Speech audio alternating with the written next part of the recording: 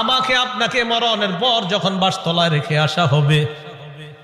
আসার পর তুওয়াল্লিয়া, আমাকে আপনাকে যখন পিছনে রাইখা যাহাবা আসহাবুহু, সাথীরা যখন চলে আসবে। একবার কল্পনা আলেন রাতের বেলা বিছানায় যখন বালিশে যখন মাথাটা লাগানোর পর কল্পনা করেন আমি মারা গেলাম, যাওয়ার পর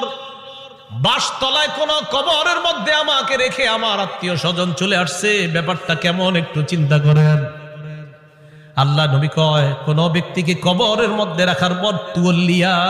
কবরটা পিছনে রেখা যাবা আসহাবুহু, যখন তার সাথীরা চলে আসে, বাবা চলে আসে, ভাই চলে আসে, সন্তানরা চলে আসে, আত্মীয় স্বজন সবাই চলে আসে, আল্লাহ নবী বলেন বেশি দূর যায় না, হাত্তা ইন্নাহু লা ইয়াসমাউ কুরআনি আলিহিম, আমরা যে হাইটা হাইটা আসি, আমাদের হাঁটার পায়ের জুতার আওয়াজগুলা ওই কবর